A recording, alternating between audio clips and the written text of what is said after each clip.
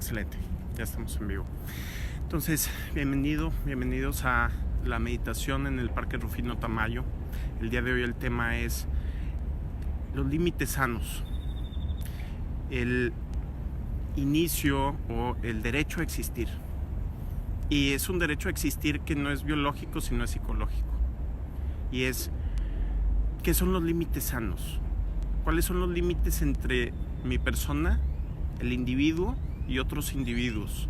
¿Dónde acaba la colectividad y dónde empieza el individuo? ¿Dónde acaba la familia y dónde empieza el bebé cuando nace? Tradicionalmente en la mente popular no hay una división. Y nacemos y automáticamente, el caso típico es que nos simbolizan como parte de un grupo, parte de una herencia, parte de una tradición, parte de una cultura. No hay en la mente de los padres la posibilidad de que este paquete nuevo que viene sea un individuo en sí mismo, traiga sus propias ideas o vaya generando sus propias ideas, traiga su propia naturaleza emocional, su propia naturaleza intuitiva. Y si nos vamos a la metafísica moderna, traiga alguna vida pasada, alguna trayectoria que lo puso o la puso en este lugar, en este momento. Entonces, ¿qué pasa? Chocan los padres con el carácter de los hijos, pero no choca el carácter de los padres o su esencia con la esencia de los hijos. Cuando reconozco mi esencia, no apago la de nadie más.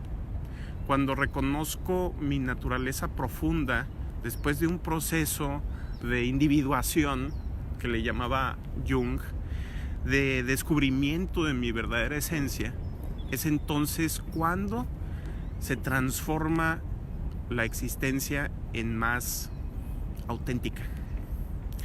Y al ser auténtica, entonces puedo vivir una vida que me satisface. No que le satisface a la cultura, no que le satisface a mi familia o a la herencia de toda mi familia y la trayectoria que trae, o a los traumas particulares de mis padres que se transmiten en la crianza. Y se transmiten en la crianza no de una forma dolosa, no es algo maquinado y maquiavélico, es simple inconsciencia. Y si no aumentara el nivel de conciencia con cada generación, pues no podríamos decir que estamos avanzando. Si no aprendemos nuevas lecciones como individuos, como familias, como civilización, pues no hay avance, se estanca. A veces se recicla y vuelve todo a empezar desde el principio. Pero la base de todo, originalmente se piensa que es la familia. ¿Por qué? Porque ahí empieza la crianza. Pero propongo una idea algo distinta y radical, que no es con la familia con quien empieza la civilización, es con el individuo. La familia puede propiciar el desarrollo de mi naturaleza, de mi esencia, o lo puede entorpecer. Y al entorpecerlo es ir en contra de las predilecciones, impulsos y necesidades naturales de cada ser humano. ¿Por qué? Porque la cultura no tiene elementos de tecnología cultural, de tecnología social suficientes para entender de qué se trata esta persona nueva. A mí me gusta pensar, y cuando yo tuve mi propio hijo, me llegó la inspiración, teniendo ya una trayectoria de psicólogo, de tratar a mi hijo no como algo o alguien que yo tengo que educar, sino como una lección para mí. Y es un juicio, sentí en ese momento, del universo, de si la forma en que pienso, la forma en que me administro, la forma en que vivo, es conforme a la naturaleza humana o no. Porque ahí viene una naturaleza humana impoluta, tal vez distinta a la mía en sus particularidades, pero no está contaminada por todas las ideas que tengo yo de que es la vida, que vienen no de la vida misma, sino de mi experiencia individual y particular de la vida. Ahí es donde empieza la transgresión de los límites y me empiezo a meter en tú qué debes de pensar que es la vida. A ver, pero si yo derivo mi versión de lo que es la vida, de mi experiencia personal, de mi experiencia de mis padres, de mi experiencia de mi sociedad, de mi experiencia de mi cuerpo, de mi experiencia de mis emociones y cómo las trato, cómo me enseñan a tratarlas, eso voy a tratar de transmitir si pienso que es el único universo posible. Es el egocentrismo primario. ¿A qué se le llama egocentrismo primario? En psicología es cuando una persona no sabe distinguir que las demás mentes pueden ser distintas a la mía.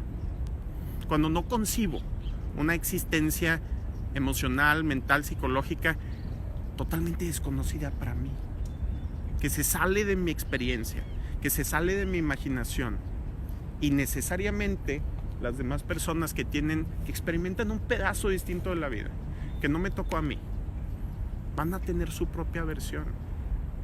A un cierto nivel pragmático hay que decir, sí, todos vemos la misma realidad y etcétera, pero ¿qué tan cierto es esto?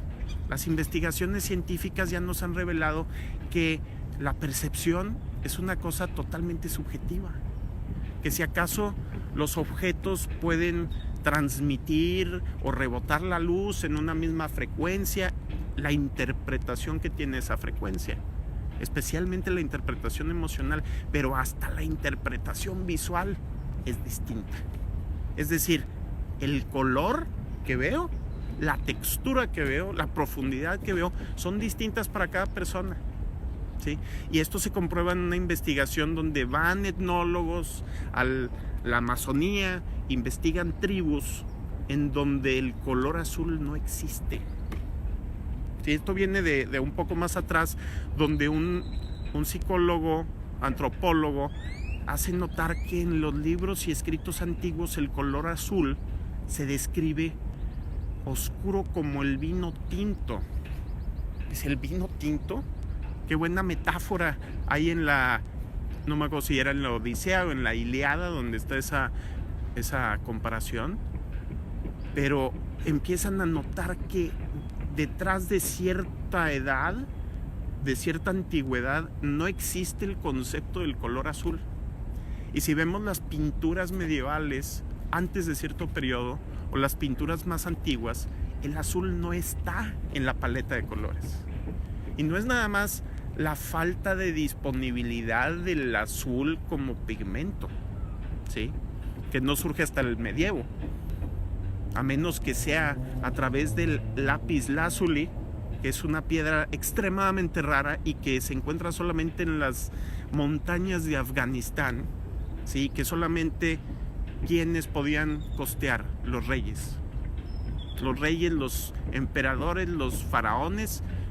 Solamente en las joyas de los faraones nos encontramos el color azul. Y no por eso, no es raro entender que el azul tiene una asociación divina desde entonces. Ya que se descubre una forma más barata de producir azul, solamente se permite la utilización del color azul en el mundo cristiano para la ropa de la Virgen. Nada más. Cualquier otro uso está prohibido. Entonces, volviendo a esta tribu del Amazonas, se encuentran los científicos con que no tienen percepción del color azul. O sea, en sus cerebros no está. No perciben, les ponen una paleta de colores con el azul entre muchos verdes y lo perciben igual que otro verde. Y entonces ponen una paleta de verdes tan sutil que para una mente occidental es el mismo verde. Pero hay una gradación, pero yo no la detecto. Y estas personas lo detectan y dicen, no, este es tal color, este es tal color, este es tal color, no, este es tal color. No dicen verde y otro adjetivo, verde olivo, verde. No, son diferentes colores a su percepción y experiencia. Entonces empiezan a cuestionar los científicos realmente hasta dónde llega si hasta la percepción de las cosas es totalmente distinta.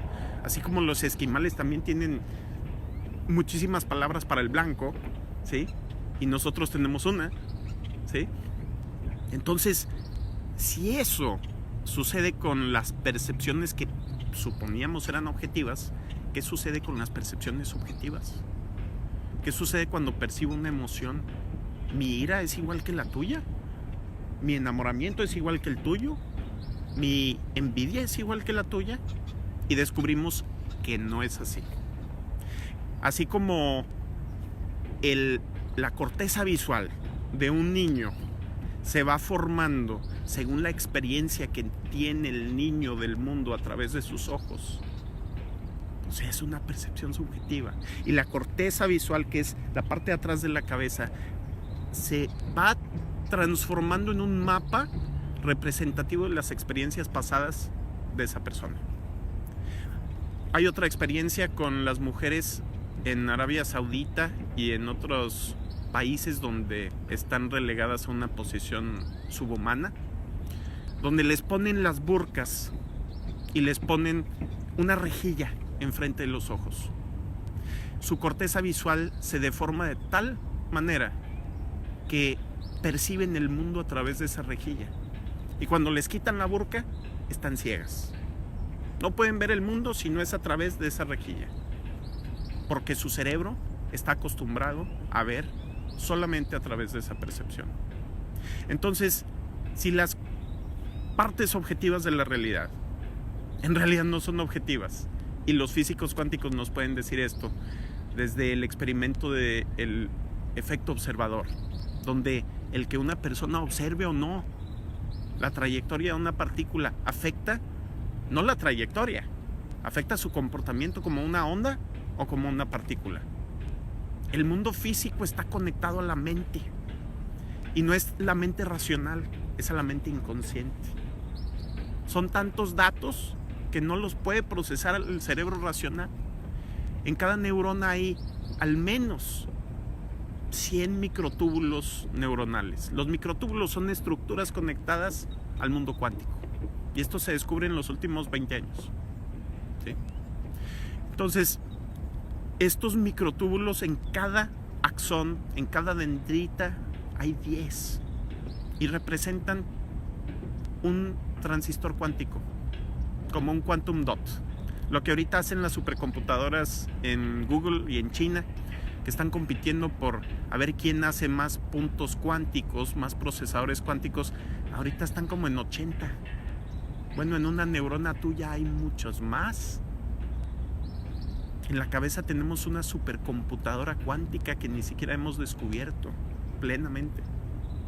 Entonces, cuando llega el juicio racional, que es un resumen de la vida según mi experiencia subjetiva y según las versiones que he aceptado de la cultura, que solamente es lo que sobrevive de múltiples versiones y sobrevive a un proceso de selección por medio del poder económico, del poder político, del poder moral, ¿sí?, del poder social. Se genera una versión aceptada. La organización de la sociedad me representa una versión de la vida aceptable, y todas las demás se desechan. La riqueza de una cultura muchas veces está en qué posibilidad tiene de aceptar versiones distintas y seguir en pie, no caer al caos. ¿Cómo organizo el caos? En la forma antigua, a través de la guerra, viene el trauma y me reprimo, me aguanto mi versión, no doy a conocer lo que pienso. A veces llega tan profundo que ni siquiera yo me doy cuenta de mi propia versión de la vida y la suprimo. Suprimo mi voz interna, suprimo mi voz interior. Y ahí es donde llegan los límites sanos. ¿Dónde acabo yo y dónde empieza la otra persona? ¿Dónde empieza la responsabilidad individual? ¿Dónde empieza la responsabilidad de alguien más? Se llega a la conclusión después de mucha meditación en muchas culturas, en muchas tradiciones espirituales. Si hacemos una amalgama de sus descubrimientos más profundos, nos damos cuenta que el único responsable por mi vida soy yo. Desde luego, yo solamente puedo tener mi percepción. No me despierto un día y estoy en el cuerpo de alguien más. No puedo percibir la vida a través de sus ojos. Puedo imaginarme lo que pudiera ser, según mis prejuicios, según mi percepción, según lo que yo entiendo que esa persona es, que generalmente es imperfecto. Si ni siquiera yo me conozco a mí mismo. ¿Por qué? Porque la conciencia racional es un 0.01% de la mente. Y el otro 99.9% es la mente inconsciente. Y la mente inconsciente la voy descubriendo a medida que con esa cabeza de lectura que representa la mente racional o la mente consciente, voy revisando las partes de mi mente inconsciente, voy revisando las partes de mi vida, trayéndolas a la superficie, viéndolas. ¿Esto funciona? ¿No funciona? ¿Funciona bien? ¿Funciona mal? ¿Podría funcionar mejor? ¿Me está causando conflicto? ¿Me está atascando la máquina mental, la máquina emocional, la máquina espiritual? ¿O está funcionando? Y me funciona porque es algo que viene de mi esencia, que es congruente con la naturaleza del universo representada en mi naturaleza. ¿O simplemente estoy aguantándome mi verdadera esencia, yendo en contra de la corriente, como dicen los chinos, del Tao? Y no es el Tao que percibo afuera, es el Tao que percibo adentro. Es ¿qué parte de la realidad está representada en mis impulsos naturales? ¿Cuál es la interpretación correcta de mis emociones? ¿La interpretación de los demás? ¿O es solo mi labor traducir lo que yo siento, lo que yo pienso, lo que yo percibo en algo que me tiene sentido a mí? Cuando me encargo de ayudarle a otras personas con su percepción, ¿realmente ayudo? ¿Realmente los empujo a desarrollar habilidades de pensamiento crítico, de pensamiento racional, de poder entender su propia naturaleza? ¿O les estoy pasando mi copia de carbón de lo que yo entiendo de la vida? Y eso es si no tienes que pensar tú por tu cuenta y te atrofio tu capacidad de pensar por ti mismo. Ahí como dicen, habría uno que en vez de dar pescados, permitir que el otro aprenda a pescar. Cuando enseñan matemáticas, típicamente, se enseñan de una forma mecánica, de una forma repetitiva. No, tú tienes que hacer esta ecuación porque tienes que hacerla y este es el procedimiento. ¿Pero qué significa? No importa lo que significa, hay que hacerla. Pero no entiendo si está representando un proceso en la realidad o es un proceso meramente ficticio. No importa, funciona y por eso hay que aprenderlo. Bueno, eso es una forma de aprender matemáticas. Otra forma es entender la relación entre las operaciones que hago en mi mente y las relaciones entre los objetos reales. Cuando empiezo a aprender las cosas a ese nivel, a nivel de doctorado, a nivel de PhD, entonces empiezo a tener una mente crítica. Y a veces hay que entender antes de aceptar. A veces hay que aceptar antes de entender, porque es inevitable, porque amenaza la vida el no hacer las cosas de cierta forma. Y de ahí llegan los traumas. De ahí llega el tengo que imponer una realidad, porque yo no me imagino que la realidad pudiera ser distinta. Pero si la realidad y la versión de la realidad no cambiara constantemente, la cultura se quedaría siempre en la misma era. Y siempre llega algún científico, alguna bola de científicos o de políticos o de gente que dice, ya descubrimos todo el universo. Hemos descubierto todo lo que existe. No existe más. Es de esta forma y no de otra. Y siempre, inevitablemente, van a comprobar con el tiempo que están equivocados. Los límites son un invento humano. Pero ¿dónde están los límites funcionales? Los límites reales. De dónde comienzo a yo pensar, yo sentir, yo actuar y dónde está el otro. ¿Alguien me puede causar a mí una emoción? ¿O es mi interpretación de las acciones de otra persona lo que me causa tener una emoción. Es mi pasado y cómo me afecta mi percepción. ¿Puedo yo cambiar mi interpretación de las cosas? ¿O es tu culpa que me haya enojado? ¿Es tu culpa que me haya enamorado? ¿Es tu culpa que me sienta feliz? ¿Dónde está el control de mi ser? ¿Adentro o afuera? Tal vez en una infancia primaria hay un momento en el cual los datos nos llegan de afuera. Después de un momento ya no es necesario, ya no somos dependientes. Ya podemos caminar por nuestra propia cuenta, ya podemos comer por nuestra propia cuenta, ya podemos pensar por nuestra propia cuenta, pero lamentablemente la mayoría de los casos no aprendemos a hacerlo en nuestra mente, a pensar por nuestra propia cuenta, despegados de las opiniones de los demás, a evaluar la realidad como yo la veo, como yo la siento, porque ya interpreto lo que yo siento a través del filtro externo, de lo que es aceptable para los demás, no de mis juicios, no de mis interpretaciones, no de mi proceso personal de aprendizaje y no de mi esencia. Entonces los límites sanos en realidad son como una barrera, una soberanía individual que nos permite desarrollar nuestra esencia, desarrollarnos como personas, desarrollarnos independientemente y libres de lo que nos rodea, porque somos una reproducción de las leyes del universo, que lejos de alguna vez ser entendidas por una mente humana, siempre van a ser perfeccionándose. El momento en el que se descubra todo, si es que fuera posible tal cosa, tal vez desaparece el universo porque no hay progreso. Sería un estado estático en el cual nada cambia. Y todos conocemos esa máxima de la única constante en el universo es el cambio. Y quien diga distinto no va a durar mucho aquí. En algún momento le llega a su fin. Y algunos lo han dicho.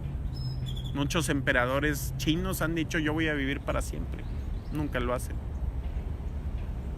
Y cuando lo haga alguien, cuando viva alguien más de 500 años, va a estar cambiando todo el tiempo.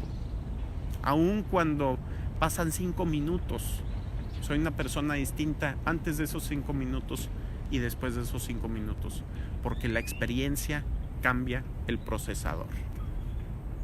Entonces la meditación de hoy va a ser en torno a esa idea, a dónde pongo los límites yo, porque yo soy el único que tiene el poder de discernir dónde empiezo yo y dónde empieza el otro, dónde el otro se mete en mi espacio, en mi intimidad mental, cuando yo no lo he autorizado, cuando yo no lo he racionalizado, no lo he razonado, no lo he entendido si es conveniente o no.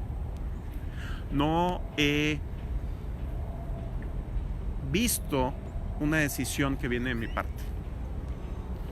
El poner esos límites sanos con la familia, con cualquier otras personas, es lo único que me permite recuperar mi individualidad o descubrirla, para poder ir de la independencia, que es un logro de la vida, a la interdependencia, que es selectiva, no es forzada. Yo elijo entrar en una relación de interdependencia con otra persona. Cuando yo no he logrado mi independencia económica, psicológica, emocional, espiritual, de lo que me rodea, no puedo llegar a una relación verdadera con otra persona. Lo que se genera son relaciones de dependencia y codependencia. Una relación de dependencia en la infancia es necesaria, es una etapa del desarrollo. Después de la infancia, es una extensión de la infancia más allá de su fecha de caducidad. ¿Qué pasa con nosotros los millennials? Estamos en una infancia extendida, obligada, por la cultura, pero principalmente por nosotros mismos. Es más complejo el mundo, sí, requiere un periodo de maduración más largo, pero también hay una generación que fue tan exitosa que ha tomado el control de todo y no se permite soltar la realidad. Son los baby boomers, los que ganaron la Segunda Guerra Mundial, los que ya sabían todo, los que partieron el átomo, los descubrimientos de la física cuántica y lo que nos llevan a comprender sobre la mente humana y sobre el universo y sobre la subjetividad.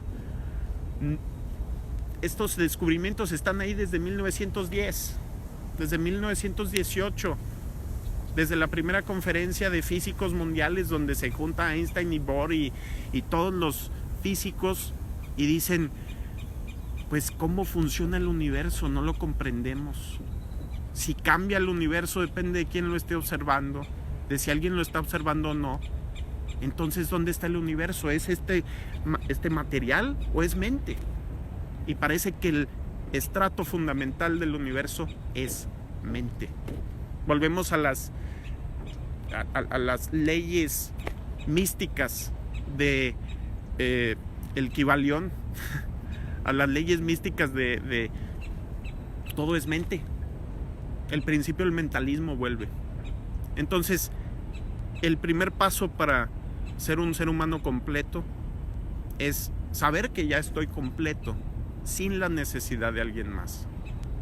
Que el desarrollo y el logro de la independencia es un requisito necesario e indispensable para poder entrar en relación con otras personas de forma sana, sin mayugar mi desarrollo, sin ralentizarlo o sin quedarme manco o cojo mentalmente por el resto de mi vida.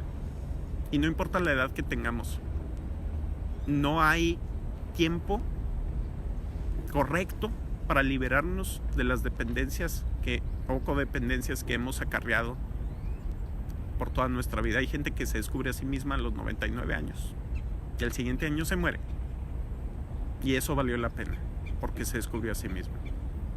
Entonces vamos a empezar la meditación cerrando los ojos, sentándonos en una posición cómoda.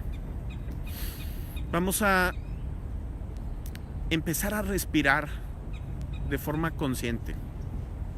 Vamos a empezar a aguantar la respiración durante 5 segundos antes de cada inhalación y antes de cada exhalación.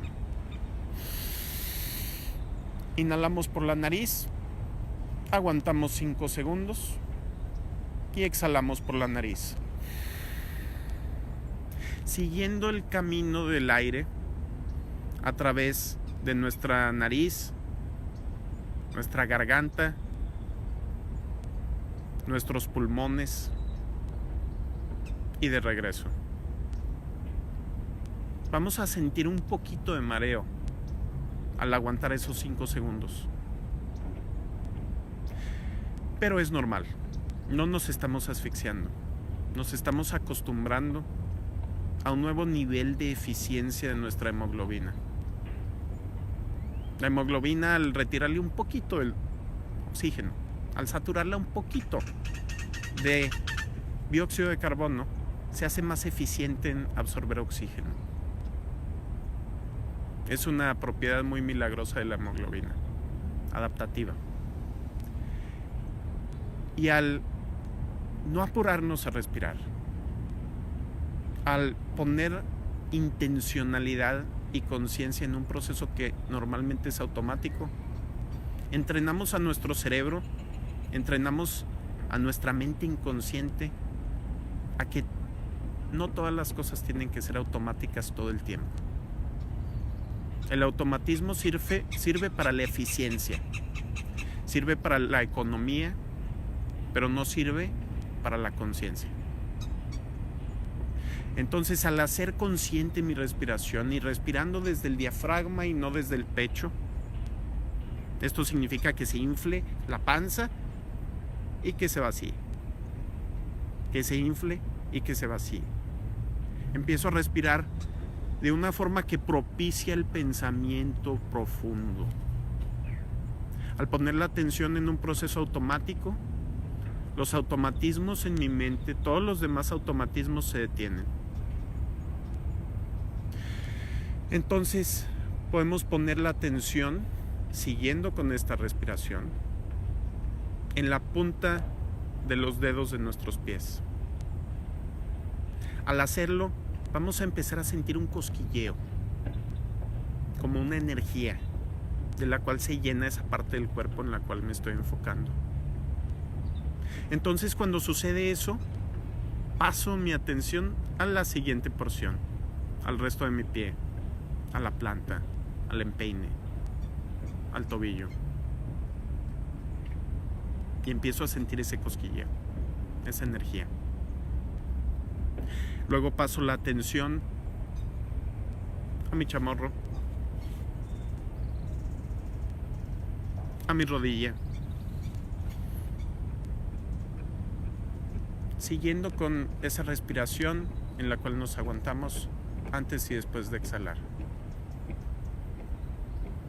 Entonces pasamos la atención al resto de la pierna,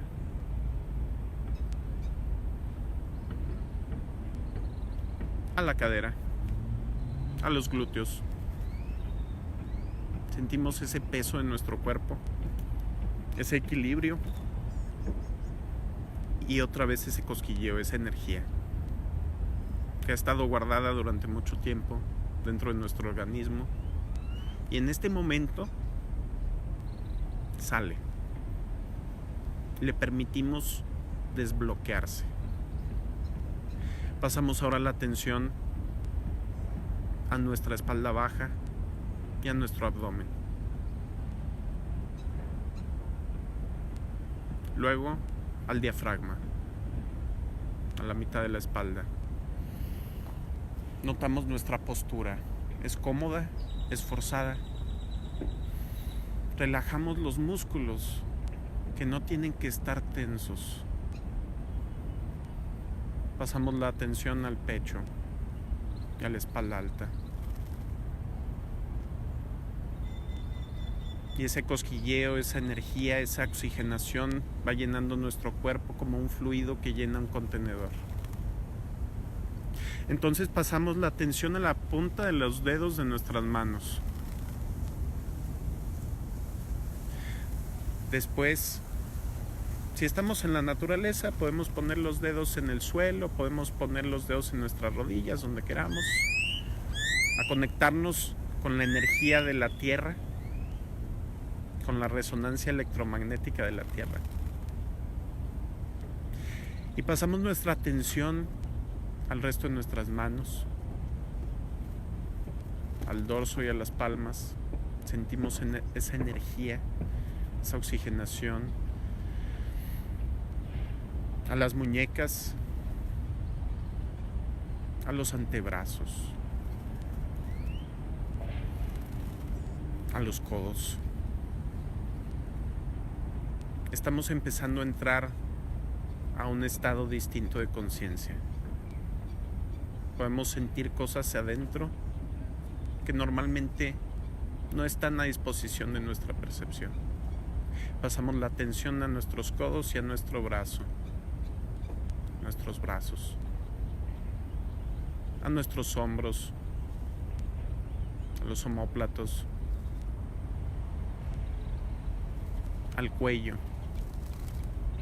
Relajamos cualquier tensión que haya en el cuello y sentimos esa energía que nos llena como si fuera la energía de la creación, del nacimiento. Luego pasamos la atención a nuestra cara y soltamos ese gesto que tenemos como línea base de nuestra vida, que adoptamos al momento de despertarnos en la mañana y que son todas las imposiciones del medio ambiente que creemos que necesitamos aceptar para sobrevivir, y nos crean un cierto gesto, nuestro gesto típico, nuestra emoción base. La vamos soltando y relajando. Ponemos nuestra atención sin abrir los ojos, dirigimos nuestra mirada al centro de nuestra frente, como si pudiéramos ver a través de nuestros párpados. Entonces toda esa oxigenación, todo ese cosquilleo llega a ese centro de la frente, donde está el lóbulo frontal, lo que tradicionalmente se le llama el tercer ojo, que es el centro que controla al resto del cerebro. Es donde la conciencia superior se despierta y no domina al animal que tenemos dentro, sino que trabaja con él, de forma que no se tenga que revelar. Entonces podemos imaginar que estamos en el centro de una tormenta que nos quiere mover hacia un lado, hacia otro, que nos da frío, que nos quita el calor, que nos quita ese oxígeno que estamos sintiendo en todo el cuerpo, nos quiere quitar ese oxígeno. Esa tormenta son las opiniones de las demás personas, son las emociones de las demás personas, son las acciones y justificaciones de los demás. Casi podemos escuchar entre ese ruido las voces de seres conocidos, de personas que amamos u odiamos, de personas que están en nuestra vida o han estado o estuvieron. Y podemos ver la forma en que esas voces intentan mover nuestro cuerpo, intentan mover nuestras emociones, en vez de concentrarse en sí mismas, se dirigen hacia afuera. La culpa la tienes tú estás mal, tú debes de ser así, no digas eso, no pienses eso, ¿cómo puedes sentir eso? ¿Cómo puede ser que hagas eso? Todos los juicios. Y estamos en medio de la tormenta. Es una tormenta de percepciones. Percepciones, juicios que no vienen de adentro, vienen de afuera. Aunque estoy acostumbrado ya a aguantar esa tormenta, a aguantar los embates de la lluvia, del hielo que cae, de estar temblando para tratar de recuperar algo de calor y estar siempre alerta, siempre defendiéndome, siempre justificándome para defender ese pequeño espacio que todavía me queda de vida, pero que los demás no ven. Entonces, de repente siento en el centro de mi pecho una energía cálida, caliente, de un color cálido, como una burbuja de energía que va creciendo en el centro de mi pecho y va protegiéndome y poniendo un poco de distancia entre esa tormenta y yo. Esa burbuja de energía crece y ocupa el espacio de mi cuerpo. Y al hacerlo, empiezo a sentir mi energía, y solo mi energía, mi voz, y solo mi voz, mis emociones, y solo mis emociones, mis pensamientos, y solo mis pensamientos. Se siente como un volver a un hogar que me nutre y me protege. Y es el hogar que siempre he tenido y siempre tendré. Que en algún momento alguien me convenció, o algún evento traumático me convenció que no existía, que mi naturaleza no es mi hogar, no la tengo que reprimir. Porque tú dices, pues ya no siento esa compulsión a traicionarme a mí para ser fiel a alguien más. Una cosa es ser convencido y otra cosa es la compulsión, la coerción. Esa burbuja de energía me protege y ahora crece un poquito más. De repente crece un poco de más y choca con la burbuja de alguien más. En ese momento siento la tentación de que mi energía tome el espacio de esa otra persona.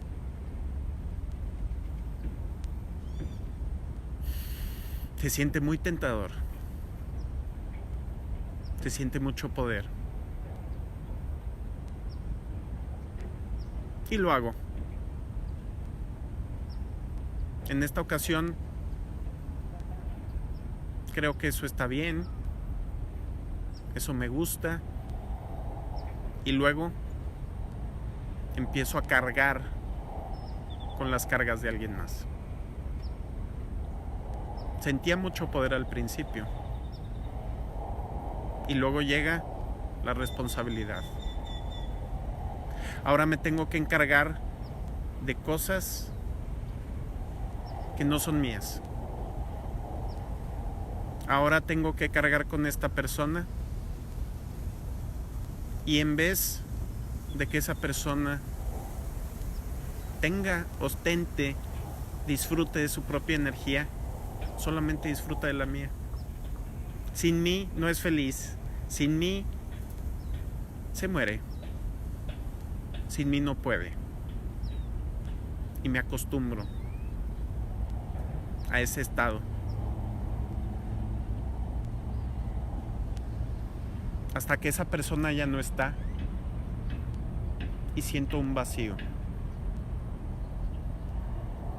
Esta energía que antes era de un color cálido, rojo, amarillo, ahora se vuelve más fría y se da una contracción de tener unas dimensiones mucho más allá de mi persona. Empieza a volver y se encoge de nuevo y siento la carencia de esa otra persona. Por un lado, puedo respirar un poco más fácilmente, pero por otro lado siento culpa, siento pena, siento responsabilidad, pero esa persona no va a volver. Donde sea que esté, tendrá que aprender a vivir por su cuenta, con el tiempo de entrenamiento que haya tenido o no.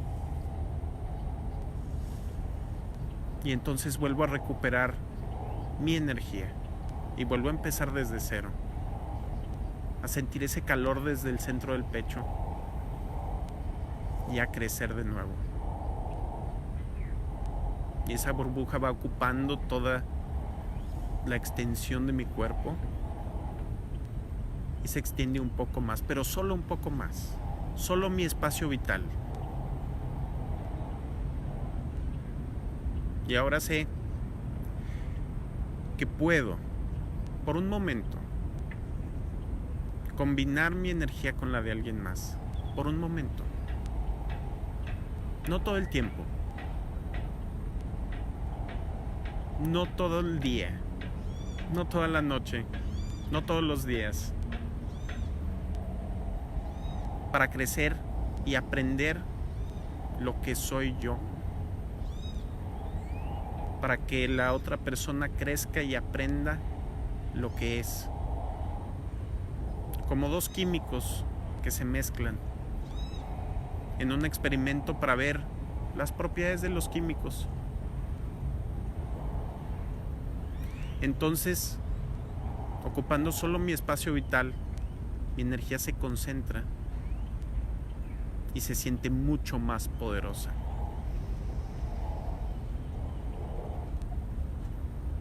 Me identifico con el universo que se expresa a través de mí y respeto al universo expresándose a través de los demás en la forma que tome.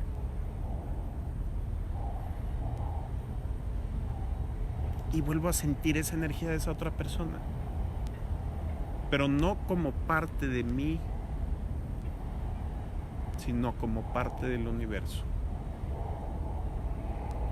Volvió a aprender lo que se trata de ser uno mismo y los límites sanos entre yo y alguien más. En el momento que deseemos, podemos volver a enfocarnos en nuestro cuerpo,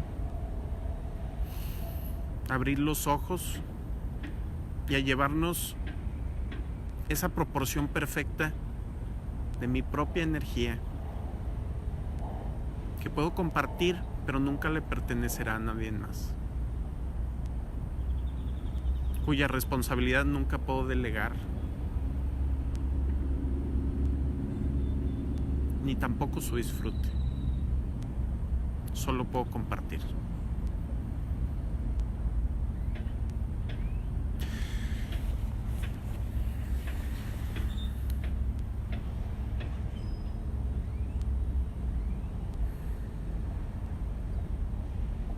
Y en esto acaba la meditación del día de hoy. Nos vemos el próximo jueves. Si pueden venir al Parque Rufino Tamayo, aquí los esperamos. Si no, virtualmente en mi página de Facebook, que es Astropsicología. La dirección es facebook.com/astropsicología 999. Ahí estarán los videos de las meditaciones anteriores por si quieren revisarlos, y de las meditaciones futuras. Que tengan un excelente día y un bellísimo fin de semana. Hasta luego.